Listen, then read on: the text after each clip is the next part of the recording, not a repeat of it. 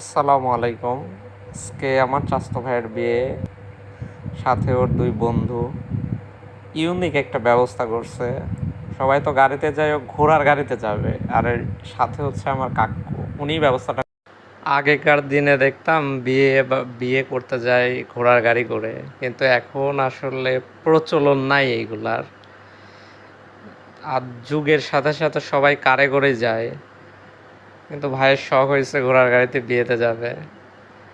এই জন্য ঘোড়ার গাড়ির একটা অ্যারেঞ্জ করা হয়েছে। সাজিয়া উঠলো। আর ভাইয়ের সাথে হচ্ছে বড় ভাই আর বউ, মানে আমাদের ভাবি যাবে আর আমাদের ভাস্তি যাবে।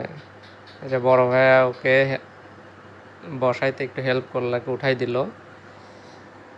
গাড়িটা অনেক উঁচু, ভাবি একা একা উঠতে পারতেছে না, ভাইয়া একটু হেল্প করতেছে। শাড়িটাও বেনারসি শাড়ি, চলাফেরা একটু মুশকিলই শাড়ি পরে, অনেক ভারী শাড়ি।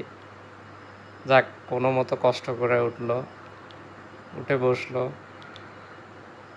আমরা বিয়ের সাথে এইভাবে কখনো অভিজ্ঞতা হয় নাই। সত্যি অনেক মজা লাগছে সবাই মিলে যখন আমরা গেলাম গাড়ির পিছু পিছু। হাইস ভাড়া করছিল দুইটা, আরও বাইকে অনেকজন যাচ্ছিল। তো আমি ডিসাইড করি আমি বাইকে যাব। আমার চাচাতো ভাই আর এই যে আমার ভাইস্তে, আমরা তিনজন মিলে বাইকে যাচ্ছিলাম।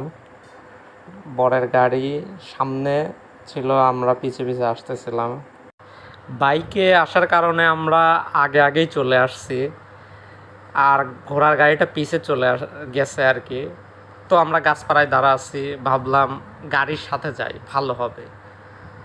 অনেকক্ষণ ওয়েট করার পরে দেখলাম ঘোড়ার গাড়ি যে চলে আসার সময় অনেক ভিডিওই করছি, কিন্তু ভিডিওটা ভালো হয় নাই, নড়ে গেছে। বাইকে ছিলাম তো, আর বাইকে তিনজন ছিলাম, এই কারণে ভালোভাবে ভিডিওটা করতে পারি না। তো ভাইয়া বললাম আমি আস্তে আস্তে যাচ্ছি, তুই সুন্দর করে ভিডিওগুলো কর। আমি যতটুকু পারি সুন্দর করে ভিডিও করার চেষ্টা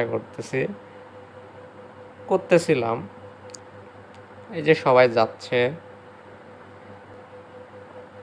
আমরা প্রায় চলেই আসছি। মাত্র বরের গাড়িও চলে আসছে। কনের বাড়িটা রাস্তার সাথে থাকায় অনেক সুবিধা আর কি, বাজারে প্লাস একদম রোডের সাথে। আমি ভাবিকে জিজ্ঞেস করলাম, ভাবি জার্নিটা কেমন ছিল? ভাবি বললো খুবই ভালো ছিল এবং অনেক ভালো লাগছে। রাস্তায় আসার সময় দেখলাম অনেকেই ঘোড়ার গাড়িতে আসার ভিডিও করছে।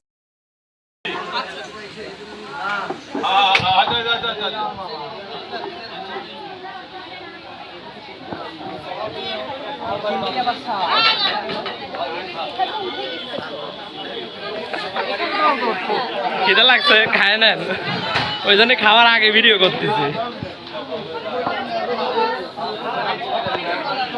দুলে ভাইয়ের তো খালি ভুড়ি দেওয়া যাচ্ছে।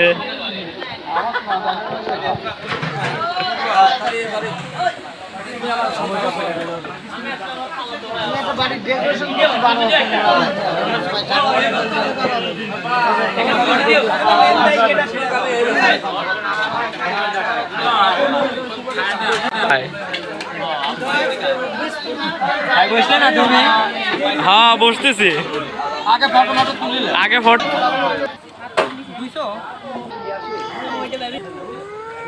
শেষ হয় নাই এখনো। হ্যাঁ খাওয়া শেষ।